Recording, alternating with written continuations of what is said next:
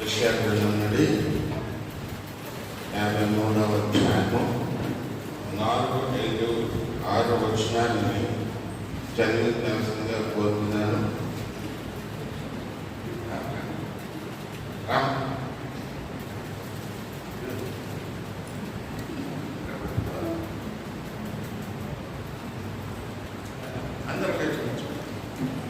అందరూ కూడా ఆమె వాక్యం చదవగా ఆమె అంటారంటే చదవడం కాదు, ధ్యానం చేయండి. నిశ్చయముగా అతడు మన రోగములను భరించెను, మన వ్యసనములను వహించెను. అయినను వద్దబడిన వానిగాను, దేవుని వలన బాధింపబడిన వానిగాను, శ్రమనొందిన వానిగాను మనం అతనిని ఎంచితిమి. మన అతిక్రయ క్రియలను బట్టి అతడు గాయపరచబడెను, మన దోషములను బట్టి నలగగొట్టబడెను. మన సమాధానార్థమైన శిక్ష అతని మీద పడెను. అతడు పొందిన దెబ్బల చేత మనకు స్వస్థత కలుగుచున్నది. మనమందరము గొర్రెల వలె త్రోవ తప్పిపోతుమి.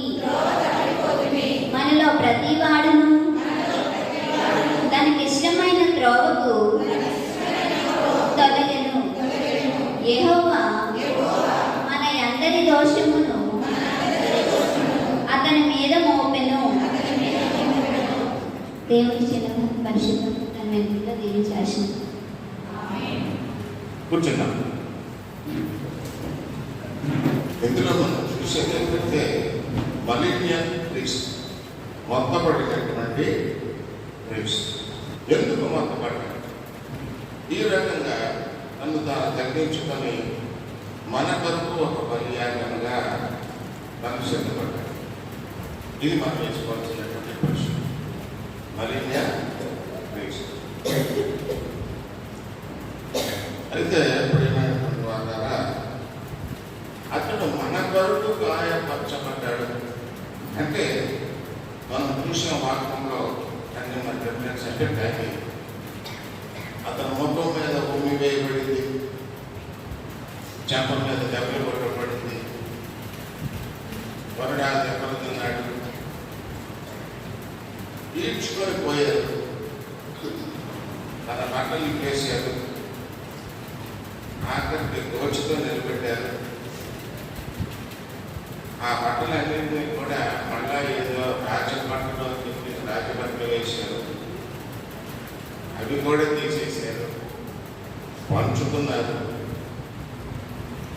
ఏ రకంగా చూసినా ఘోరంగా అవమానపరచబడ్డాడు.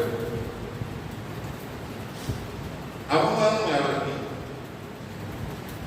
చెడు చేసినటువంటి వారికి అవమానం.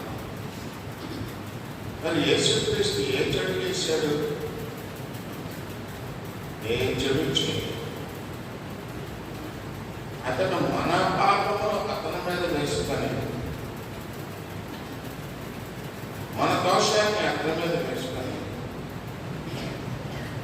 శిక్షకు పాత్రుడై మనం శిక్ష పొందాల్సింది పోయి, మనము అవమానపరచబడాల్సినటువంటి పోయి, మన నిమిత్తము అతను అవమానపరచబడడానికి దేవుడు ఇష్టపడ్డాడు.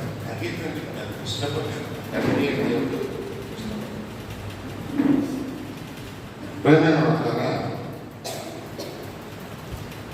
నిశ్చయముగా అంటే ఖచ్చితంగా మన రోగములు ఏమిటి? రోగం టీబీలో, క్యాన్సర్లో, లేకపోతే హార్ట్ ప్రాబ్లమో, లేకపోతే ఏదో అది కాదు. బాగా మానసిక రుగ్మత.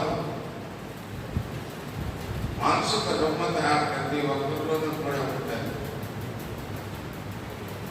సరైనటువంటి స్థిరమైనటువంటి మనస్సు ఎవరిలోనూ కూడా ఉండదు. మనసు తొట్టులో పోతూ గడిపో విధంగా పరిగెడుతూ ఉంటారు. ప్రపంచంలో అన్నిటికన్నా వేగంగా పరిగెట్టేది ఏమిటి అని మరి ప్రశ్న ఉంటుంది. ఆ ప్రశ్నకి జవాబు ఏంటి? మనసే వేగంగా పరిగెడుతుందా? ఇప్పుడు నువ్వు అనుకుంటే అందుకనే ఉంటుంది. అలా ఉంటుంది మన ఆలోచన. కనుక ఈ మానసిక రుగ్మతం లేదా ఈ మానసికమైనటువంటి ఈ రోగములన్నింటినీ కూడా ఆయన భరించాడు. మన వ్యసనమును వహించను. వ్యసనం అంటే ఏంటి? అలవాటు. అందరికీ కూడా అలవాటు ఉంటాయి, చెడు అలవాటు ఉంటాయి. మంచి అలవాటు ఎలాగున్నా చెడు అలవాటు ఎక్కువగా ఉంటాయి మనుషులు. వెంటనే యోగా అంటారు, ఎక్సర్సైజ్ అంటారు, లేకపోతే డైటింగ్ అంటారు, లేకపోతే ఏదైనా పేర్లు పెట్టి మనిషిని ఈ యొక్క చెడు వ్యసనం నుంచి పక్కకి వెళ్ళడానికి ప్రయత్నం చేస్తూ ఉంటారు సైకియాట్రిస్ట్. కనుక ఈ వ్యసనం అనేటటువంటిది అది మానసికమైనటువంటి ఒక రుగ్మత జబ్బు. వీటన్నిటినీ కూడా ఆయన మీద వేస్తుంది. మనిషి ఎందుకు పాపంగా పడిపోతున్నాడు అని అంటే, ఇదిగో ఈ యొక్క మానసిక వ్యసనాలతో లేదా అనవసరమైనటువంటి రోగపూరితమైనటువంటి అలవాట్లతో ఇలాంటి వాటితో మన జీవితాన్ని మనం పాడు చేసుకోవాలి. అదే పాపం. ఎవరు చెప్పినా మంచి చెప్తారు, నువ్వు బాగోవాలి, నువ్వు ఆరోగ్యంగా ఉండాలి, నువ్వు సుఖంగా ఉండాలి. మరి ఎలా ఉంటాము? మనమే తొట్టులు పాటుపడి ఈ మంచి నుంచి పక్కకి వెళ్ళిపోతుంది. కనుక దేవుడు ఒక నీతిని పెట్టాడు మనిషి. ఆ నీతి ఏంటంటే, జీవన విధానంలో నీవు బాగుపడేటటువంటి మార్గము. నీతి ఏంటంటే జీవన విధానంలో మనము బాగుపడేటటువంటి మార్గాన్ని నీతి అని మనం పదార్థంలో చూస్తున్నాం. అది నీతే. నీతిని బోధిస్తున్నాడు దేవుడు. నువ్వు దేవుడు అంటే నీకేదో తెలియదు. ఆయన ఆత్మస్వరూపి. ఆయన ఆత్మతో సత్యంతో ఆరాధించి నువ్వు హోమం చేసుకొని విగ్రహాలు చేసుకుని నీ ఇష్టం వచ్చినట్టు దేవుడిని పూజించకూడదు. కానీ అదే కరెక్ట్ అనుకుంటున్నాం. అది ఒక మానసికమైనటువంటి రోగం. ఆ రోగము విడిచిపోయినటువంటి క్యాన్సర్. అంతేకాకుండా తల్లిదండ్రులను సన్మానించు అంటే చాలా మంది తల్లిదండ్రులను విడిచిపెట్టేస్తుంది. తల్లిదండ్రుల అనుభవంతో ఏం చెప్పినా సరే దాన్ని పక్కన పెట్టేస్తాం. అయ్యో నాకు తెలుసు. ఇలాంటి మానసికమైనటువంటి దౌర్భాగ్యాలన్నింటినీ కూడా ఏం కాకుండా దొంగతనం చేయొద్దు, వ్యభిచారం చేయొద్దు, నీ పొరుగు వారిని ఆశించవద్దు. ఇలాగా మనకి 20 పదార్థాలు ఇచ్చాడు కదా. ఇది కాకనే శాసనాలు ఇచ్చాడు. ఇవన్నీ లెక్క పెట్టుకుంటే వేలు దాటేస్తుంది. అయితే ప్రేమైన వారా, ఈ అన్నింటినీ కూడా ఏ మంచి అయితే దేవుడు కోరి మనకి ప్రబోధం చేశాడో ఆ ప్రబోధాన్ని మనం ఏం చేసినామంటే పక్కన పెట్టేసి ఆజ్ఞానిక్రమం చేస్తుంది. మంచికి చెప్పాడు, మంచికి చేయమన్నాడు. అది ఆజ్ఞాన్ని అది శిరసావహించవలసినటువంటిది. అది శిరసావహించవలసింది ఏదైనా సరే అది ఆజ్ఞ. అది దైవనీతి అనండి, లేకపోతే దైవాజ్ఞానండి, లేకపోతే నీ యొక్క జీవన విధానం అనండి, ఏదైనా అనండి. కనుక ప్రేమైనటువంటి వారుగా ఇలాంటి విషయాల్లో మన యొక్క జీవన విధానంలో మనం తొలగిపోయి మానసిక రోగాలను, మానసికమైనటువంటి మరి వ్యసనాలను మనం కలిగి ఉన్నాం. అలాంటివన్నిటినీ కూడా మనకి కళ్ళకు కట్టినట్టు యేసుక్రీస్తు తన బోధనలో మనకి చెప్పాడు. పాత నిబంధన కాలంలో దేవుడు డైరెక్ట్గా మనిషితో డీల్ చేశాడు, కానీ దేవుడు కనబడలేదు. కొత్త నిబంధన కాలంలో కూడా మనకి దేవుడు కనబడలేదు, కానీ దేవుని స్వరూపి, దేవుని కుమారుడిగా, కృపా సత్య సంపూర్ణుడిగా మన మధ్య ఆయన సత్శరీరుడుగా, సత్శరీరుడు అంటే శరీర మాలిన్యము కూడా లేకుండా ఆయన జీవించాడు. కనుక ప్రేరణ అన్నారు, మనం చేసే చెడు అంతటిని బట్టి కూడా మనం ఆల్రెడీ శిక్షలు అనుభవిస్తున్నాం. ఇందులో ఏమాత్రం కూడా డౌట్ లేదు. ఆల్రెడీ మనం అనుభవిస్తున్నాం.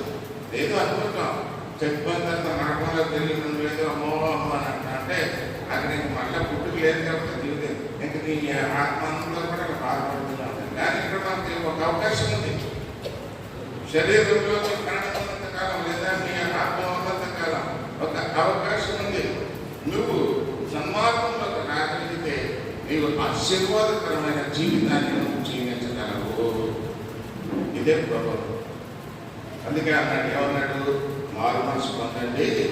ఆ మారు మనసు పొందితే నీ జీవితమే మారిపోతుంది.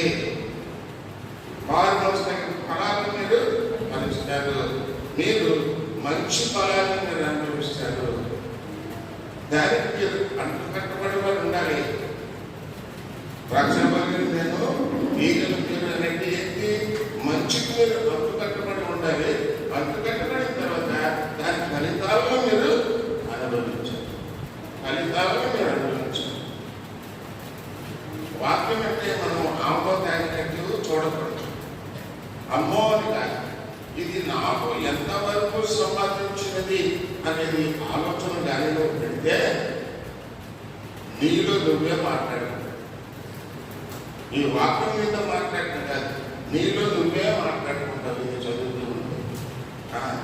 ఇప్పుడు నా జీవితం ఎలా ఉంది, నేను ఎలా ఉన్నాను, నా పరిస్థితి ఏంటి, ఎందుకు ఈ పరిస్థితి వచ్చింది నాకు, ఎందుకు నేను ఓడిపోతున్నాను, ఎందుకు గెలవలేకపోతున్నాను, ఎందుకు నా జీవితంలో ఈ బాధలు, ఈ కష్టాలు, ఇవన్నీ కూడా ఆలోచన చేయాల్సినటువంటిది. ఇప్పుడు ఏమైందంటే యేసుక్రీస్తు వచ్చి మనకి అర్థంలో చూపించినట్టు మనకి మన యొక్క వ్యసనాలని, మనకున్న రోగాల్ని ఆయన చూపించాడు. అవన్నీ ఆయన మీద వేసుకున్నాడు. ఇదిగో ప్రయాసపడి భారం మోసుకున్న సమస్యల ద్వారా నాయకుడండి అంటే ఈ భారాన్ని అంతటినీ కూడా నా మీద వేసేయండి, నేను మీకు విశ్రాంతిని కలుగజేస్తాను. కనుక ఆ వాక్యాన్ని మీరు జాయిన్ చేసుకుంటే ఎందుకు అతను మొత్తపడ్డాడు అని అంటే మన వ్యసనాలు, మన రోగాలు ఆయన పైన వేసుకున్నాడు, మనకు విడుదల ఇచ్చాడు. ఆ ఇచ్చినటువంటి స్వాతంత్రాన్ని మనం సద్వినియోగం చేసుకోవాలి. క్రిస్టియానిటీ అంటే ఏంటంటే దేవుడు ఇచ్చినటువంటి మంచిని మనం సద్వినియోగం చేసుకోగలిగితే కలవలకి తాగడానికి అవుతారా? తాగదా? అది నేనే కదా. మంచి నీరు సరే, మంచి నీరు మధ్య మనకు ఇస్తున్నారు మున్సిపాలిటీ కూడా అని చెప్పేసి అదేనా తాగేస్తున్నామా? ఇప్పుడు అన్ని దాంట్లో లేదు. ఇప్పుడు ఎవడో ఏదో ఎక్కడో ఫిల్టరేషన్ చేయించో లేకపోతే ఆక్సిజనేషన్ చేస్తే డబ్బులు ఇచ్చి ఆ నీరును కొనుక్కుంటున్నారు. ఆ కొనుక్కున్నది కూడా డౌట్ ఏమన్నా మనం పెడతాం. మన జీవితం అలాగే ఉంటుంది. మన జీవితం అంతా కూడా ఒకసారి నేను చెప్పింది మీరు ఆలోచన చేయగలిగితే ఎందుకు మనం ఈ బురదలో నుంచి మనం బయట రాలేకపోతున్నాం, ఎందుకు ఈ చీకటి నుంచి వెలుగులోకి రాలేకపోతున్నాం అని ఆలోచిస్తే ఆ ఆలోచనలో మనకున్నటువంటి బలహీనత ఏమిటో మనకు తెలుస్తుంది. ఆ బలహీనత ప్రభు ఇదిగో ఇది నీకే ఇచ్చేస్తున్నాను. నేను సిగరెట్ కాల్చేవాడిని, విపరీతం కాల్చేవాడిని. అక్కడికి ఏమనుకున్నాను, ఇది మానేయలేకపోతున్నాను. మానేయాలనుకుంటూ 2 ఎపిసోడ్లు ఉన్నాయి, కనుక ప్రభు నువ్వేం చేస్తావు నాకు తెలియదు, మరి నీకే వదిలేసాను. ఎలా వదిలేశాను నాకు తెలియదు. దేవుడే దానికి ఒక మార్గాన్ని చూపించాడు.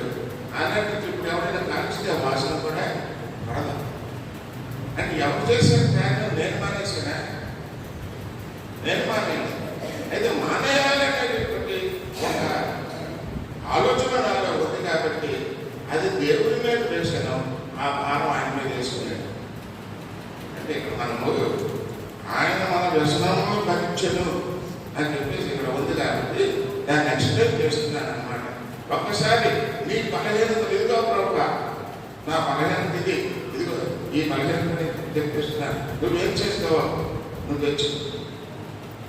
అది దేవుడు చేసే సహాయం. నీకు డబ్బులు ఇవ్వడమో, నీ ఇల్లు కట్టడమో, నీ పిల్లలకు లేదా చదువు చెప్పించడం ఇలాంటివి కాదు దేవుడు చేసేది. నీలో ఉన్న మలినాన్ని మొత్తం నువ్వు తీసేసుకోవాలని అంటున్నప్పుడు నీకు సహాయం చేసి అది ఆయన మీద వేసుకున్నాడు. దేవుడు మరి నాకు ఆదిపడినవాడు. దేవుడు ఎవరు పంపించాలి? యేసుని రక్షకుడు. దేవుని అద్వితీయ కుమారుడిగా పుట్టినవాడు ఎవరు అంటే ఎవరు కుమారుడు? యేసుక్రీస్తు. పంపబడినవాడు అంటే వాక్యంలో ఉంది. దేవుని అద్వితీయ కుమారునిగా పంపబడినవాడు.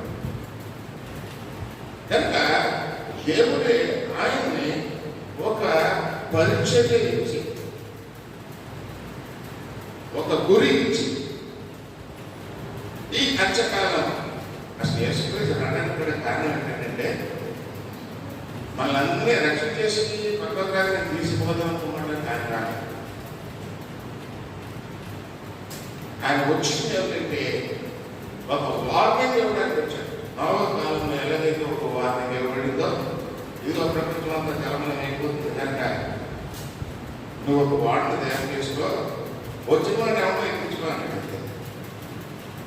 పశువులు వచ్చాయి, ఎక్కడ మనుషులు కాదు. అలాగే నెబుకద్నెజరుకు ఒక దర్శనాన్ని ఇచ్చాడు దేవుడు. అది తెలుసుకోకుండా మీకు యేసుక్రీస్తు చరిత్ర మీకు రాదు. ఏమిటా చరిత్ర? నెబుకద్నెజరు ఒక దర్శనం పొందాడు. ఏమిటా దర్శనం? సమయ పాలన దర్శనం. దేవుని సమయ పాలన దర్శనం. ఆ సమయ పాలన దర్శనంలో ఆయన రాజుని ఇచ్చాడు. ఆ ఒక్కొక్క రాజు పోయిన తర్వాత ఆఖరికి ఏమన్నాడంటే ఈ బంగారు తల ఎవరిది? కలిగింది. మరి ఈ భుజమం మీద ఇది పార్శ్వకి మన గ్రీక్స్ వచ్చారు. వారు ఇంచుమించు అంటే ఎత్తడి గ్రీకు. తర్వాత ఏంటి? కాదు, తర్వాత ఇనుము. ఈ ఇనుమే రోమన్స్. దానికి కూడా కొంతకాలం వచ్చాడు. ఆ రోమన్స్ వచ్చారు, పరిపాలించారు, ప్రపంచాన్ని అందరి నుంచి జయించారు. అక్కడి నుంచి ఒక గొప్ప గొప్ప ఇన్వెన్షన్స్ జరిగినాయి. రోడ్డు వేయడం అనేది, కారులు కట్టడం అనేది మొదటి నుంచి ఉన్నదే, లేదంటే కాదని వాళ్ళు ఇంకా కొన్ని ఎక్స్ట్రా చేశారు. ఇప్పుడు సెనేట్ అనేది, ఇప్పుడు మన పార్లమెంట్ చూసారా, అది రోమిలు ఏర్పాటు చేసినటువంటి సెనేట్ అనమాట. ఆ సెనేట్ ఇప్పుడు అమెరికాలో సెనేట్ అంటున్నాను, ఇజ్రాయెల్ కూడా దాన్ని సెనేట్ అని అంటారు. కనుక అలాంటి సెనేట్ ఏర్పాటు చేసినటువంటి రోమిలు ఉన్నారా? అయిపోయింది. ఆ కాలం కూడా దేవుడు ఇచ్చినటువంటి కాలం అయిపోయింది. తర్వాత ఏ కాలం వచ్చింది? ఇనుము మట్టి కలిసినటువంటి ప్రజా పరిపాలన వచ్చింది. ప్రజా పరిపాలన ఎవరు పరిపాలిస్తారనేది కాదు అక్కడ ముఖ్యం. ఎవరు డామినేట్ చేసుకోగలిగితే ఈ ప్రజా పరిపాలన కూడా దానికి కూడా సమయం పెట్టేశాడు దేవుడు. యేసుక్రీస్తు సమయం వచ్చేటప్పటికే ప్రజా పరిపాలన గురించి ఒక రెవల్యూషన్ వచ్చింది. మక్కాబీయుల దగ్గర కనుక ప్రైవేట్ ప్రియమైనటువంటి వారు, ఆ సమయంలో కాలం పూర్తయి వచ్చింది. ఇప్పుడు అంత్యకాలంలోకి వచ్చేసేవారు. అందుకే యేసుక్రీస్తు ఏమన్నాడు? పరలోక రాజ్యము సమీపించింది. ఇంక ఈ రాజ్యం పోతుంది, ఈ రాజ్యం పోతుంది, ఈ మనుషులు పోతారు, ఈ సృష్టి పోతుంది, ఈ భూమి అంతా కూడా బూడిదైపోతుంది, దహించబడుతుంది. ఈ దహించబడుతున్న దాని గురించి కూడా మనము రీసెంట్గా మనం కనుక్కునేది ఏంటంటే, ఈ యొక్క ఖగోళంలో ఉన్నటువంటి ఆయా ఖగోళాలు అవి వచ్చి భూమిని తగులుకుంటాయి. భూమి తగ్గుతుంటే భూమి తగ్గబడుతుంది.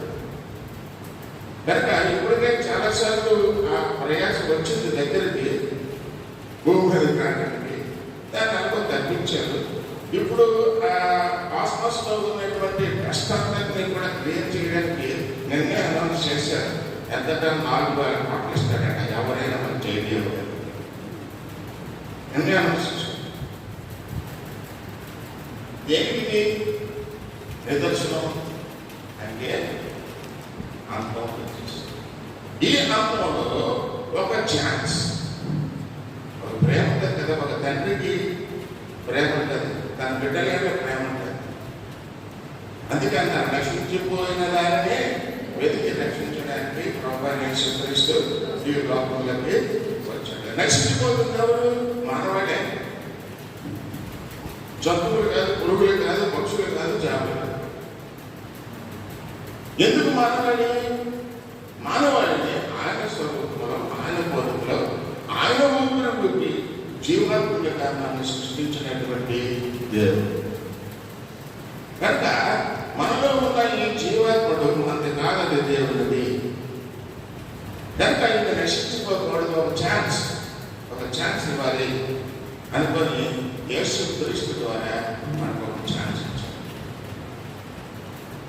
కనుక ఈ యేసుక్రీస్తు ఆయన సర్వలోకానికి కూడా సువార్త ప్రకటించాడు. దేవుడు వల్ల బాధింపబడిన వాడుగా ఈ లోకంలోకి వచ్చాడు.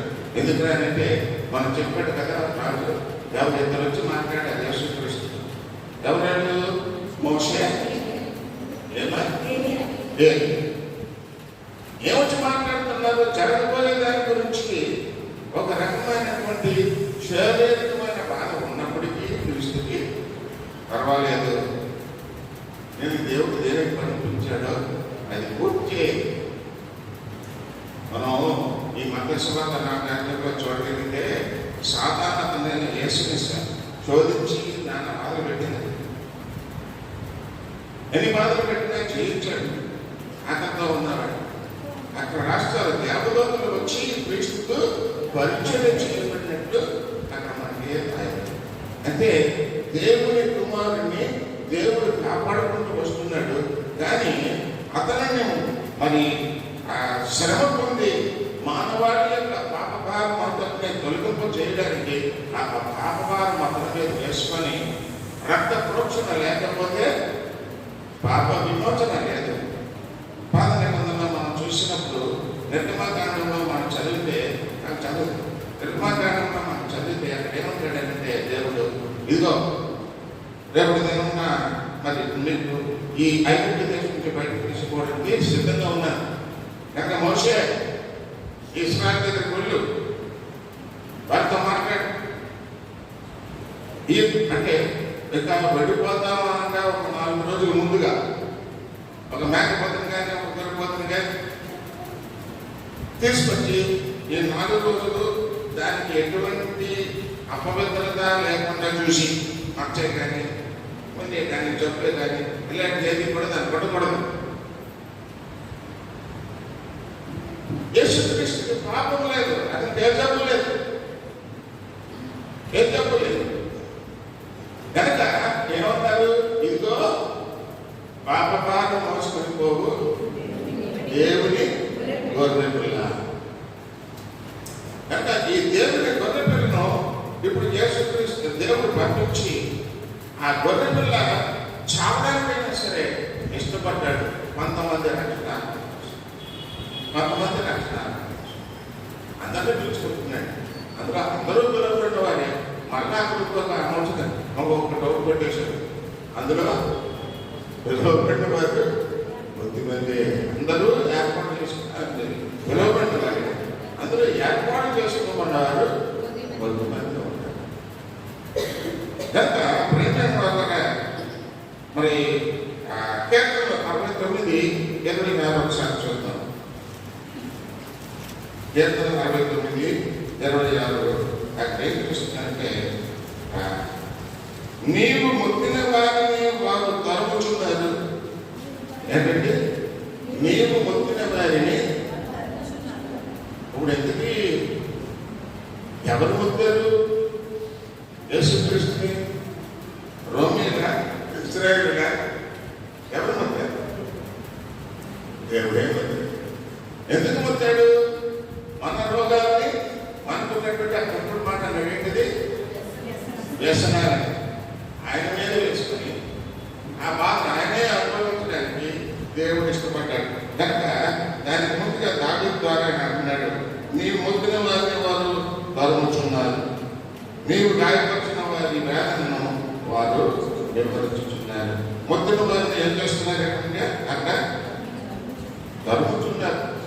యేసుక్రీస్తు ఎలా తెరలేదంటే పరదాత ప్రతి తెరమే రాగి శిలువ మొత్తమే తీసుకొని ఆ కొల్లు తప్పకుండా నిన్న యూట్యూబ్లో నేను చూసినప్పుడు దాని ఎత్తు 480 అడుగుల ఎత్తు ఉందండి. 480 అడుగుల ఎత్తు. ఆ కింద నుంచి ఆ కొల్లు కొండ మీదకి అసలు ఈ యెరూషలేములో ఆయన మరి తీర్పు తీర్చబడిన తర్వాత యెరూషలేము నుంచి గొల్గొతా పర్వతం వరకు కూడా లాక్కొని వచ్చాడు. అప్పటికే తన రక్తమంతా కాగిపోయింది ఈ కొరడాదల వల్ల. బాధపడుతూ కింద పడగా లేచు ఆ యొక్క సిలువను మోసుకొని వెళుతున్నాడు. ఆ పడవకు సహా ఇది మోసుకొని వెళుతున్నాడు. ఎలా వెళుతున్నాడు అంటే యువతల భటులు కొడుతో ఆయన పొడి తెచ్చుతూ ఉంటే ఇంకా కొడుతూ అక్కడికి ఆయన మోయలేని స్థితిలో ఉన్నప్పుడు వాటిని ఏర్పాటు చేశారు. పేరేంటి?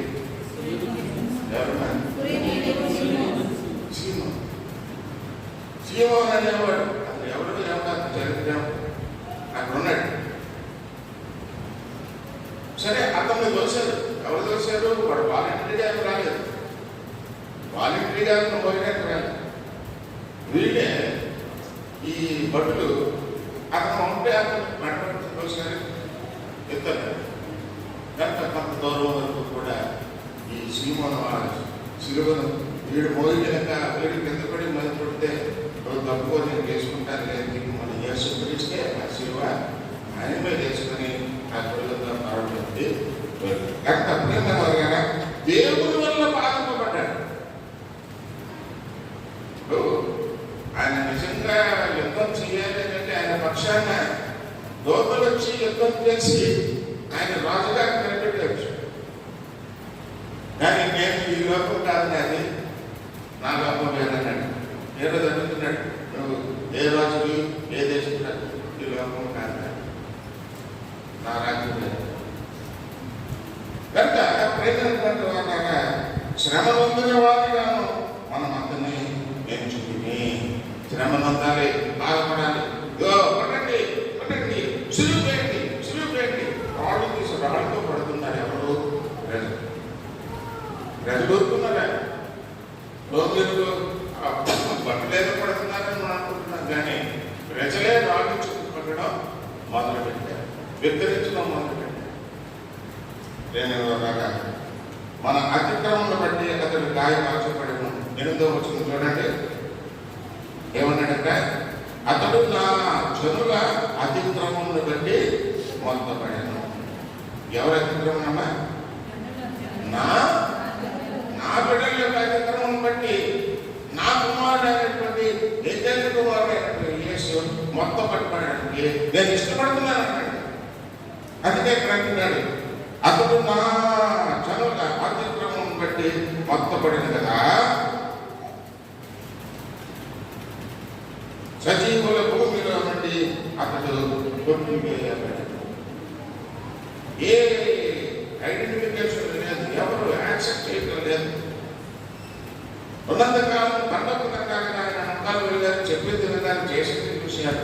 కానీ మరణించే సమయంలో ఈ దేవుడిని ప్రశ్నించేవాడు ఎవరూ లేడు, శిష్యుడు కూడా లేడు. అలాగే ఆ 11వ వచనం చూస్తే అతడు తనకు కలిగిన వేదనను చూచి తృప్తి పొందెను. చూసారండి, ఎస్ మై ఫాదర్, నువ్వు నన్ను విడిచిపెట్టి బాధకు నన్ను వదిలిపెట్టిన నాకు తృప్తిగా ఉంది. నువ్వు ఇచ్చిన పనిని నేను కూర్చొని తప్పకుండా చేయగలుగుతున్నాను. I thank you very much father అంటే వందనాలు తెలియజేస్తున్నాడు దేవుడు. ఎంత గొప్ప మనిషి యేసు. నువ్వైతే కాస్త విషమీ చచ్చిపోతాము, పెద్దతో పడిచేయండి చచ్చిపోతాం, ఏంటి బాధ అని చెప్పేసి అన్నాడు. నన్ను ఆయన రావట్లేదు, కొడతావా, ఇంకా కొట్టాడు, ఇంకా కొట్టు. ప్రభు ఏం చేస్తున్నారో పెట్టి తెలియదు, క్షమించిన ఆయన. ఎందుకంటే ఐఎమ్ హ్యాపీ, నేను ఆనందంగా ఉన్నాను. అతను తనకు కలిగిన వేదన చూచి తృప్తి పొందను. నీతిమంతుడైన నా సేవకుడు జనుల దోషములను ధరించు. మన దోషాలను ధరించినటువంటి వాడు తృప్తిగా అంగీకరించి సంతోషంగా మరణాన్ని అంగీకరించాడు, ఆ అవమానాన్ని అంగీకరించాడు. ప్రేమైన వాళ్ళగా వీటన్నింటినీ కూడా మనం మనసులో పెట్టుకోవాలి. క్రీస్తు ఈ లోకంలోకి వచ్చాడు, క్రీస్తు కొరకు మనం సమర్పించుకున్నామని అనుకుంటున్నాం, కానీ నిజంగా మనం సమర్పించుకున్నాము. బాధలతో మొదలైనటువంటి క్రైస్తవ్యం బాధలతోనే అంతమవుతుంది. ఆ బాధను సహించడానికి సిద్ధంగా ఉన్నావా? సిద్ధంగా ఉన్నవాడే క్రైస్తవం. తప్పించుకొని పోయేవాడు తప్పించుకొని పోతాడు, దాన్ని నరకాన్ని పోతాడు. కనుక ప్రేమైనటువంటి వారా, ఈ యొక్క 6వ వచనంలోకి వస్తే మనం అందరూ గొర్రెల త్రోవ తప్పిపోతుంది. నేను ఏమన్నానంటే, ఈ బాధ వస్తే పరిగెట్టిపోతాం. ఎప్పుడూ కూడా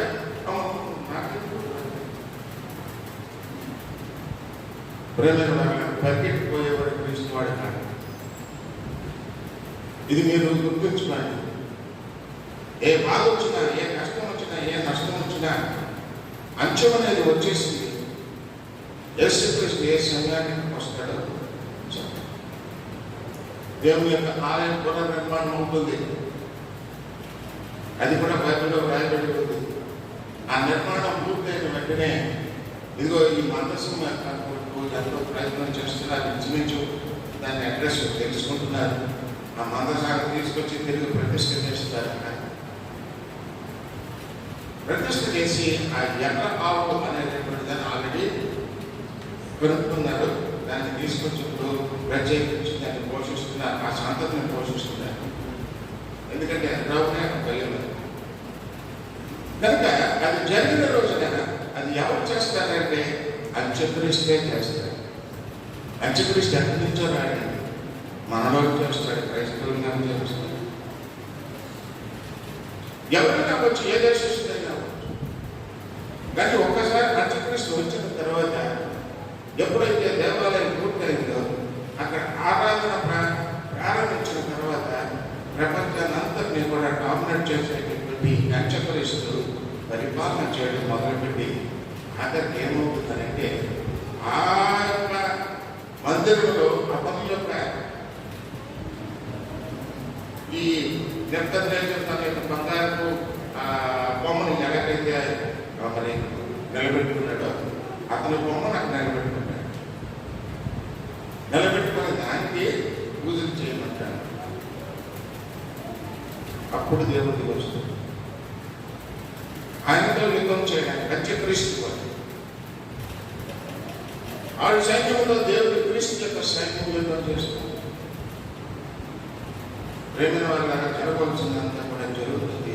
ఒకదాని తర్వాత సమయం అనేటటువంటిది అదేమన్నాడు, ఏమన్నాడమ్మా,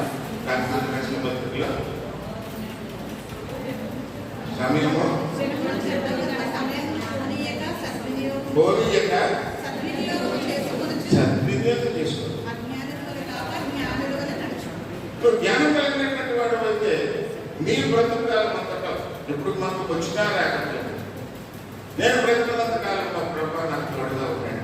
ఒకవేళ నేను బ్రతుకున్న కాలంలోనే ఈ అంశం వస్తే ఇదిగో నన్ను గుర్తు చేసుకోండి. ఆయన నిత్యమైన నేను నీతో నా పాపకాలను మోసుకునే ఓ బరువుల యేసు నా కొరకు దగ్గర దగ్గర మాట్లాడు. నీ రక్తంలో నా పాపం శుద్ధీకరించు. ఈస్టర్ మనం జరుపుకుంటున్నాం. ఈస్టర్లో జరుపుకునేది ఏంటి? ఒక నిరీక్షణ అనేటటువంటిది మనలో తెచ్చుకోవడానికి ఈస్టర్ జరుపుకుంటాం. ఏమిటా నిరీక్షణ?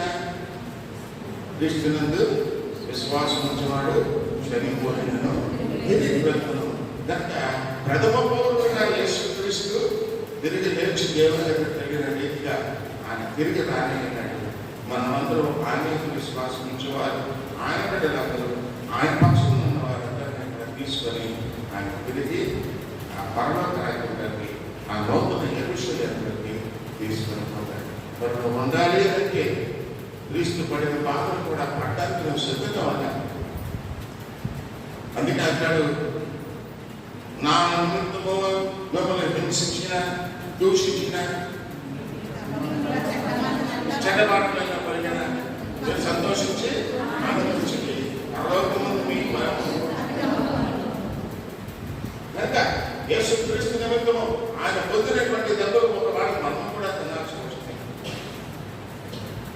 ఒకవేళ మనమే నూనెలో మనల్ని దహించి వేసి మనం తీసుకెళ్ళి పడేసిన, అగ్నిలో తీసుకెళ్ళి మనం పడేసిన, లేదా సింహం కోణంలో తీసుకెళ్ళి మనం పడేసిన, సిలువ మారుపై మనం వేసి వడాలతో పెట్టిన, ఏమి చేసినా అది శరీరానికి ఆత్మకు కాదు. నీ శరీరం ఏదైనా పోతుంది, శరీరం ఉండేది కాదు. పెట్టినా పోతుంది, పెట్టకపోయినా పోతుంది. ఒకరోజు నువ్వు మట్టి ఉన్నావు కనుక నువ్వు తిరిగి మట్టి అయిపోతుంది. కనుక ఈ శరీరం విషయంలో మనం ఏమాత్రం కూడా భయపడాల్సినటువంటి అవసరం లేదు. మోక్షదాత అయినటువంటి దేవుడు తన పరిశుద్ధుడైనటువంటి తన కుమారుడి ద్వారా మనందరికీ కూడా ఒక రక్షణ కలిగజేస్తున్నాడు. మన యొక్క రోగములను, మన యొక్క వ్యసనములను, వీటన్నిటిని కూడా ఆయన మీద వేసుకొని ఆయన మనకు విడుదల అనుగ్రహిస్తూ ఆ నిత్యరాజ్యంగా తుల్యంగా నన్ను నేర్చుకుంటున్నాడు. దేవుడు మనం దీవించుగాక.